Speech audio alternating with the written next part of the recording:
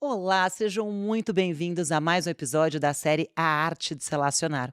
Hoje eu estou com um empresário que eu sou fã número um. Ele é engenheiro, filântropo mineiro, sócio fundador da MRV, Banco Inter, Log, entre muitos outros negócios.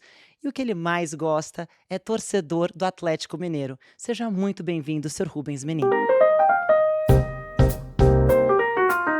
Prazer, viu? Muito bom estar com você aqui, bater um papo, viu? Maravilhoso. Vamos contar toda a sua história e a história, suas aquisições e pensar em futuro e inspirar esses milhares de empreendedores que acreditam no nosso país.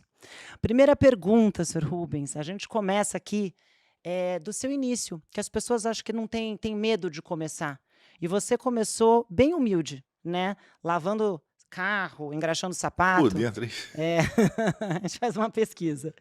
E aí, o senhor estudou engenharia, né, é um caminho difícil, e depois montou a MRV. Óbvio que tem anos e anos aí. Você pode contar pra gente o segredo do que fez essas transformações, essas caminhadas? O Marta, a MRV vai fazer 45 anos de 1º de outubro agora. Ah, parabéns. Tem 68, tinha 23 anos, tinha acabado de formar em engenharia. Mas eu sempre gostei de fazer negócios. E você disse aí de lavar carro, engraxar sapatos, fez parte aí, bolo de linha, né? Quando eu tinha 12, 13 anos, era bom, a gente ganhava um dinheirinho, né? E o primeiro terreno que eu comprei, eu tinha 19 anos, ainda não tinha formado, foi o primeiro empreendimento que eu fiz, o primeiro empreendedorismo da minha vida foi esse. E foi com um dinheirinho que eu tinha ganho, eh, lavando carro, sério, engraxando sapato, bolo de linha era o mais rentável. Então a gente gostava de juntar dinheiro, tinha uma caderneta de poupança, né? Na época, botava o dinheirinho, a hora que eu tinha 19 anos, eu tinha uma parte de um terreno, foi o primeiro empreendimento que eu fiz. E como você teve essa visão, naquele momento, de trabalhar e montar uma construtora? E por que não trabalhar para os outros, que seria mais fácil? Na realidade, eu estava estudando engenharia, trabalhava na VEG Engenharia, que é o vídeo MRV, que é uma empresa de um primo sensacional, o Amero, né? Mas eu queria construir, gostava disso, né? E naquela época o dinheiro era pequeno, então a gente tinha que construir coisa mais popular, que era o grande nicho que eu via que tinha no Brasil. Então, meio que juntou o útil ao agradável.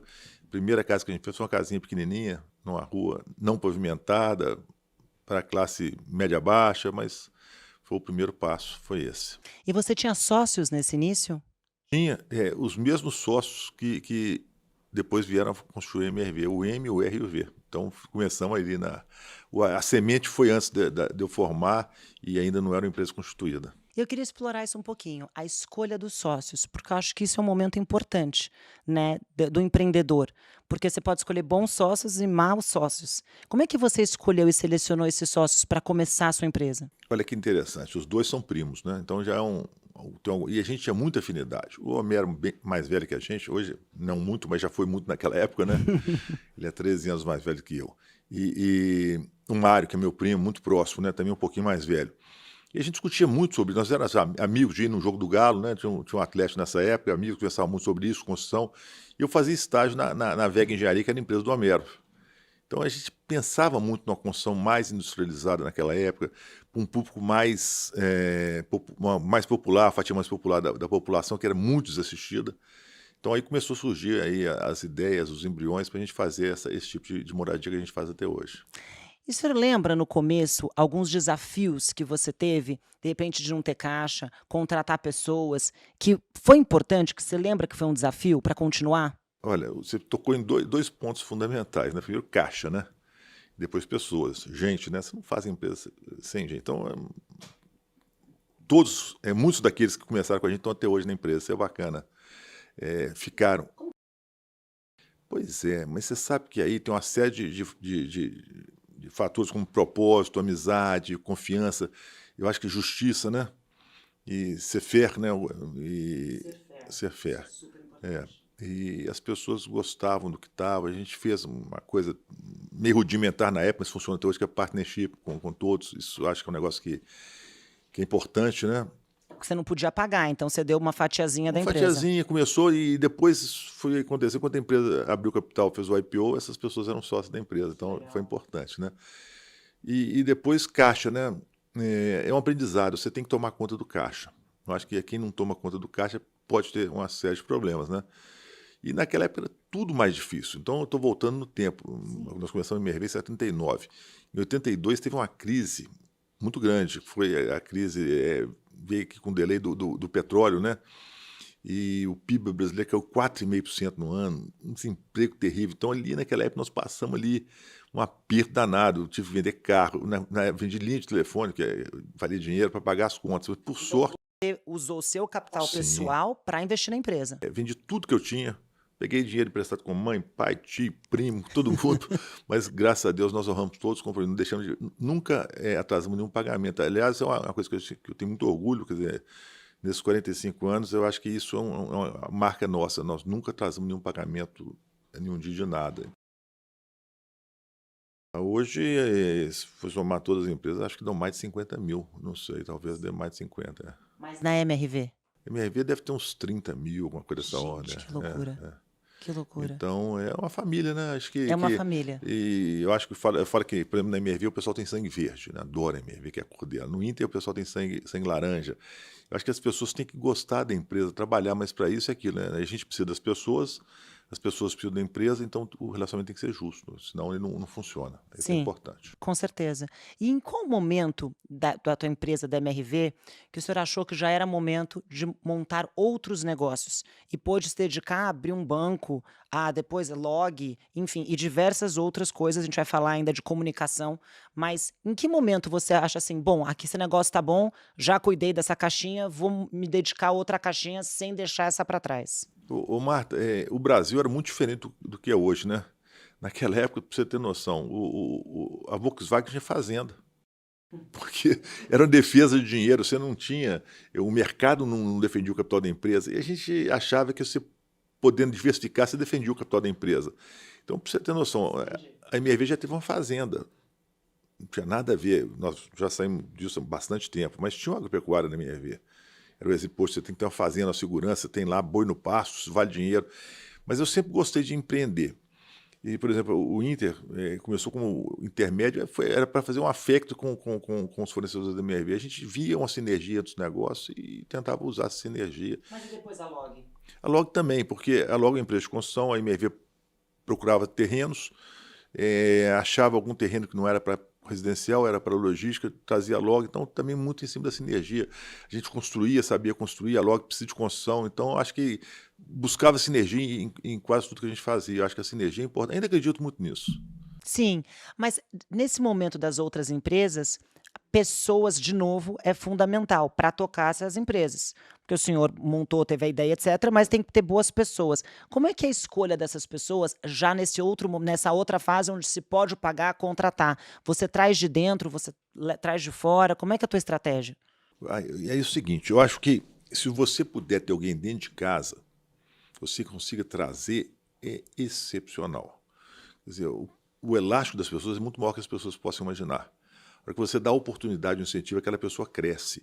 E aquela pessoa de casa, a prata da casa que cresce, eu acho que ela é sempre muito bem-vinda.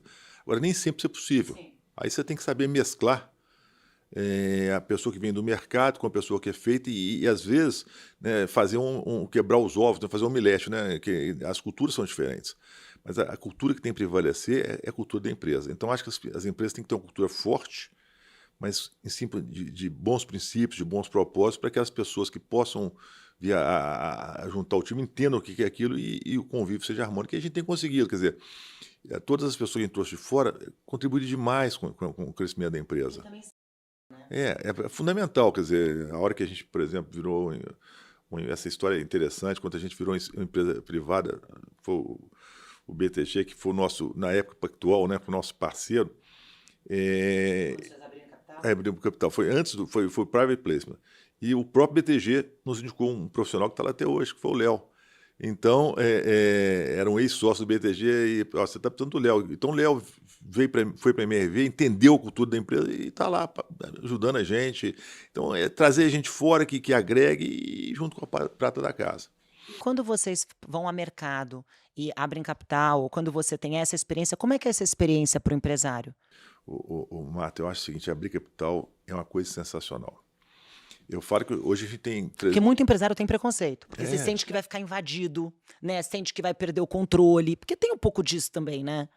eu acho que é ponto de vista, eu acho que não. Você tem muitos chefes a partir de hoje, os acionistas são todos chefes seus, né? Você tem Sim. uma infinidade de chefes, mas não é ruim, não. Eu acho que se você quer perenizar uma empresa, eu acho que a abertura de capital é um passo importante, né? A empresa transcende a você. Quer dizer, hoje eu não sou mais presidente da empresa, eu sou chairman. Amanhã eu posso deixar de ser chairman, mas a empresa já se profissionalizou e ela vai durar. O que a gente quer com a empresa? Que ela continue a vida dela, fazendo a função dela, no caso da MRV, fazer prédios, né? Independente da gente. Evidentemente que enquanto você se sentir útil, você vai estar lá. Hoje eu sou executivo chairman, ou seja, estou lá com um investimento de tempo grande. Mas a empresa... Nas 3? Na MRV, é a empresa onde eu visto mais tempo. É que eu conheço mais, então onde é que eu posso doar mais. Mas ela não precisa mais de mim. Eu acho que eu faço com prazer, mas eu tenho que saber, o dia que eu não tiver mais podendo dar uma contribuição efetiva para a empresa, eu tenho que abrir o espaço para alguém. Mas não fizemos sucessão. Me dá muita tranquilidade a sucessão ter sido feita na empresa. Em todas elas já fizemos sucessão. Os executivos são novos, têm muito tempo ainda pela frente e não precisam mais da gente estar lá no dia a dia. Isso, para mim, é uma boa conquista. Você fez um movimento de trazer os seus filhos para a empresa, que isso é bom, se bem feito, mas eles sofrem vários desafios, né, para serem aceitos de fato, né, e serem respeitados na empresa. Como é que foi esse trabalho e se mudou a relação de vocês? Olha, é interessante porque, por exemplo, eu tenho 2 filhos, o Rafael e o João Vitor, que são CEOs, e mais 2 sobrinhos, que são o Sérgio e o Eduardo. Então nós somos muito próximos, desde meninos, né? Desde meninos, né? E os 4 tiveram a característica junto com a Maria Fernanda, minha filha. Eles são hands-on, ou seja, começaram a trabalhar com 18 anos. É lógico que se capacitaram também, são formados, depois fizeram outros cursos, etc, etc. Mas já com a alma do negócio. E você cria amor. Eu acho que todos eles depois foram crescendo profissionalmente, mas foi um crescimento natural. Então, quando eles, depois dos 30 anos, viraram CEO, eles já vinham com um passado forte, robusto e que credenciava eles a assumir. Agora, a gente também tem que ter bom senso. Se eu sentisse que eles ainda não estavam preparados, eu não teria deixado. Entendi. Eu deixei porque eu achei que eles já estavam fazendo... O seu negócio. Exatamente. Preparados, foi uma escolha que deu certo, já está testado, já tem muitos anos. Então, isso, depois que dá certo, é muito bom. Tem gente que fala, em vários empresários, que essa diversificação, que no teu caso foi boa e positiva e tinha sinergias, mas que ela também perde o foco, né? A gente às vezes tem esse exemplo, aqui no banco a gente teve situações que a pessoa começa a investir em diversos ramos e perde o foco. Você tem algum arrependimento de algum investimento que você fez? Alguma empresa que você não teria feito ou que você já desfez? Ô, Marta, arrependimento a gente tem muitos, mas o maior arrependimento que a gente pode ter é não fazer. A gente erra muito, mas a gente tenta acertar muito mais. Agora, se você ficar com medo e não fazer as coisas, você fica dentro de casa quietinho. E também não cresce. Não cresce. Então, é lógico que nós erramos muito e às vezes a gente conserta, né? Tem um livro que eu li uma vez chamado Axiomas de Zurique, né? Como chama? Axiomas de Zurique. Ah. Que ele mostra o seguinte: quanto mais rápido você reconhecer o erro e acabar com ele, melhor. Então a gente tem que saber, errei, não vou levar para frente, não vou ser teimoso, vou resolver isso. Mas tem os acertos que você também tem que cuidar. E depois nada é eterno, né? Às vezes você está indo muito bem por 10 anos, dá uma derrapada, tem que saber que derrapou, bota a coisa nos trilhos de novo, né? E nessa hora que você derrapa, que você vê que você errou, aí mais uma vez o time é importante, né? Eu acho que a conversa coletiva ela é muito boa para uma avaliação, né? Para a gente poder redefinir novas estratégias. Isso acontece, já aconteceu muitas vezes na nossa vida, né? Então, Você tem comitês e esses comitês as pessoas têm voz ativa para poder ou se opor e colocarem suas opiniões? isso é fundamental. As Muitas empresas... vezes o rei, Não. chairman, as pessoas têm medo de te confrontar, não tem? A gente tem que tomar muito cuidado com isso. Isso é que eu falo solidão do poder. É o maior perigo que tem a solidão do poder. Então, quer dizer, nas empresas, né, a gente tem conselheiros independentes, muito mais que é necessário. Por exemplo, tem em cada empresa 4 a 5 conselheiros independentes, e esses conselhos são efetivos, reuniões mensais, e com gente de opinião, gente firme, e esses confrontos existem. Você tem que saber respeitar a opinião divergente. Tem conselhos de empresa que, eu quero a maioria dos votos. Nenhuma empresa a gente tem a maioria dos votos. Poderia ter, o seu controlador não. Eu faço questão de não ter E volta e meia eu sou voto vencido. Isso é importante, porque o dia que você quiser ter o poder total, você, vamos dizer, ó, se emburrece um pouco. Então, acho que a gente tem que aprender solidão do poder. Temos que tentar ouvir os outros e cada vez mais. O senhor foi para a comunicação, que é tentar Itatiaia e a CNN. É um risco, é um desafio, é tido como negócios que não são rentáveis, né, historicamente. Verdade. São negócios que você pode apanhar muito, enfim, negócio completamente diferente do nosso core business, do nosso, do seu. O que foi esse negócio? O que foi essa visão? Primeiro é o seguinte, vamos lá. É um negócio que assim, tem menos domínio, então é muito mais difícil, né? Tanto na Itatiaia e na CNN também sou só chairman, não sou executivo. É até um negócio prazeroso, a gente tem que tomar um certo cuidado. Mas quando a gente fez a CNN, o Brasil está passando uma carência muito grande de recursos e investimentos na área de formação. E eu acho que um país, uma democracia. Não, de informação, carência de investimento na área de informação. As empresas estão muito vulneráveis, né? Grandes grupos de comunicação com problemas sérios de caixa. E eu, sem nenhuma demagogia, eu acho que você não tem uma democracia sem uma boa imprensa. Não existe. O papel da imprensa é fundamental, né, para você fazer uma nação. Então, o que me moveu mais naquela época, foi a primeira, foi a CNN, a gente achava que podia fazer, eu acredito que a gente tem feito um bom trabalho, uma imprensa livre, ética, dentro dos bons princípios do jornalismo, que venha trazer informação. A CNN está com 4 anos e eu acho que hoje eu sou muito satisfeito com o que ela fez, né? E continua fazendo em prol com credibilidade. Eu acho que a gente faz um trabalho para o Brasil, discute os temas mais relevantes com seriedade. Nós somos uma nação em desenvolvimento, então tem muita coisa para ser discutida, né? E a CNN provoca isso. E a Itatiaia é uma rádio mineira, nós somos de Minas, né? E o antigo proprietário estava cansado do negócio, queria passar para frente, ele falou, só passo para uma pessoa. Eu não vendo, não quero, isso aí é um filho para mim, eu passo. Falou que passaria para mim, quase foi um desafio, né? Para Minas Gerais, a Itatiaia é muito importante. Eu falei assim, não, eu tenho que assumir isso aí, porque realmente agora não tem outro jeito. Vamos, então, já estava ali com um bracinho na comunicação, a Itatiaia veio, muito bem-vinda, e acho que também tem feito um jornalismo sério e contribuído muito para o desenvolvimento de Minas Gerais. Para a gente só explorar um pouquinho, porque tinha muito preconceito sobre isso. Nós aqui também no banco, É. nós temos também um canal de mídia, que é a Sim, Exame.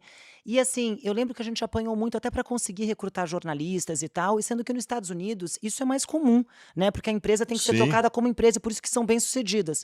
E as pessoas tinham muito medo, né, de ficar um white label que não fosse tratado com seriedade. Como é que o senhor lida com isso? Até para eu aprender, porque a gente vive isso aqui. Não, eu te acompanho o trabalho que o banco faz também com o Exame, né? Um trabalho importante, com aquele foco que a Exame tem, que é fundamental, né?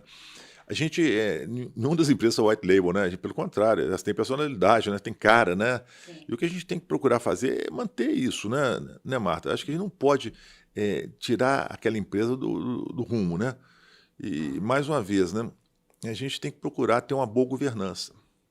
E eu acho que com a boa governança, essas empresas vão continuar seguindo e cada vez mais fortes. Eu acho que uma imprensa que tenha credibilidade, que tenha uma boa governança, ela vai sempre para cima. E eu acho que é o caso que a gente tem procurado fazer e que vocês procuram fazer, exatamente. É isso Com aí. certeza. Sr. Rubens, com todas essas empresas, essas histórias, conta pra gente alguns desafios na prática para conectar com os nossos empreendedores. Ô, Marta, tiveram vários e tenho certeza que outros irão existir. Eu falo do cisne negro, aquele que parece que você não está preparado e que é pesado, né? 82, por exemplo, uma recessão enorme, foi o choque do petróleo, um momento desafiador, a economia crescendo, de repente o PIB caiu, né? O cliente era difícil, passamos muito aperto em 82. Depois teve o plano Collor.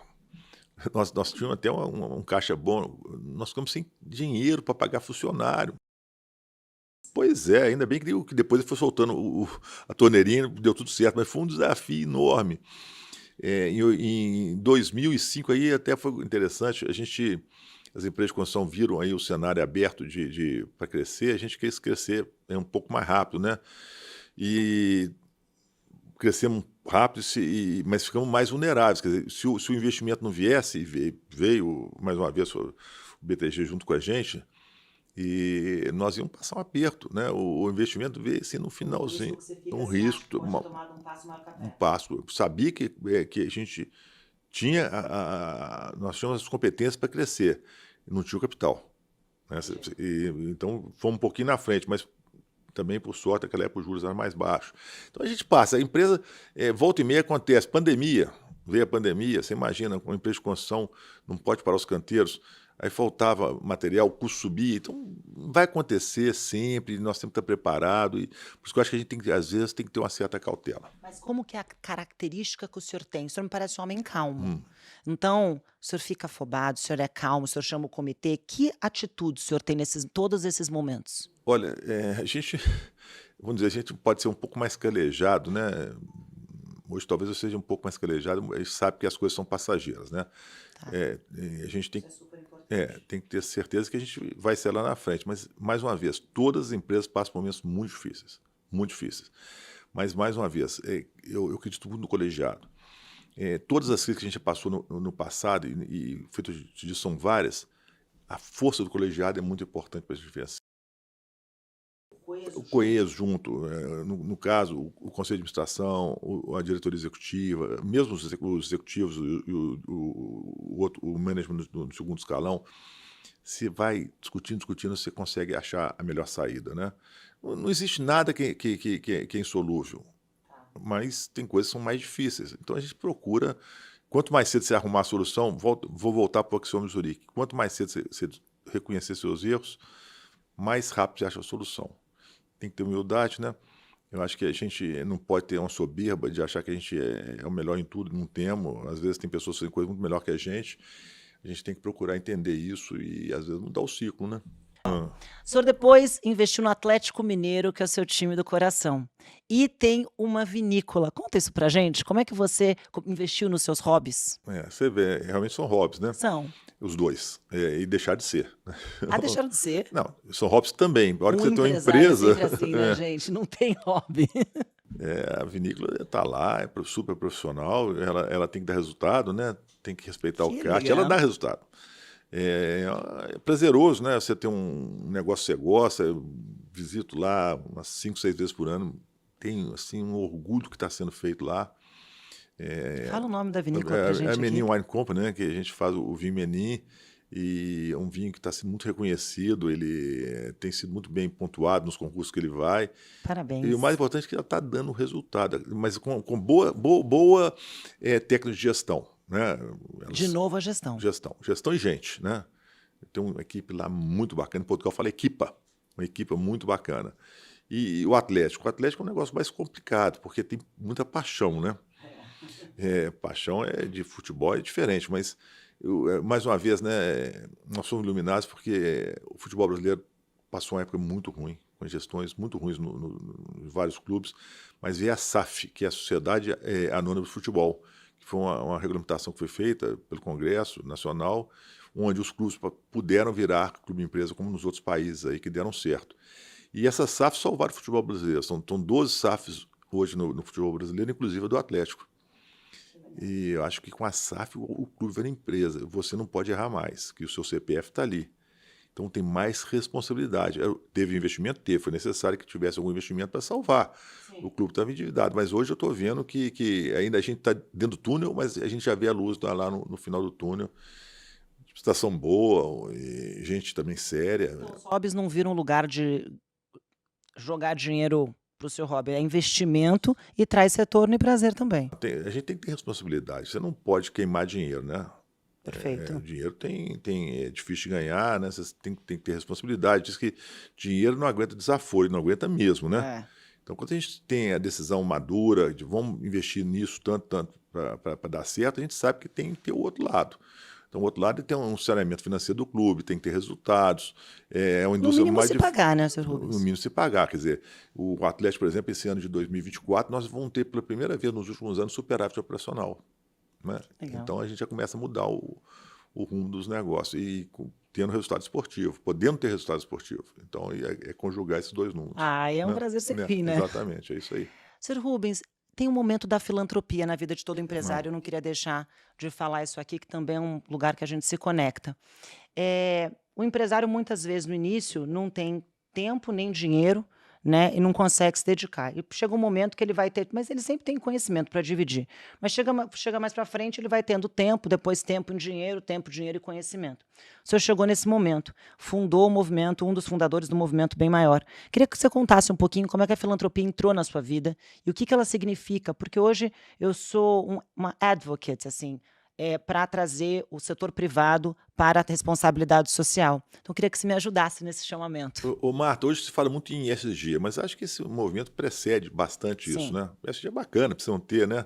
Eu até gosto, eu falo que eu gosto muito do S, porque o Brasil precisa muito do S, né? muito do S. O Brasil é um país um pouco diferente, que a gente aqui, a gente precisa ao mesmo tempo saber dar o peixe e a vara de pescar. Nós falamos muito peixe, infelizmente, uma situação dramática, muito grande, e precisamos dar a vara também, né? E a gente tem feito a MRV quando fez 10 anos, quer dizer, ela vai fazer 45, a gente fez o MRV Vida, que já começamos isso lá atrás, né? Lá em Belo Horizonte tem uma entidade chamada Cidades Unidas São Vicente de Paula, que vocês ajudam todo ano, né?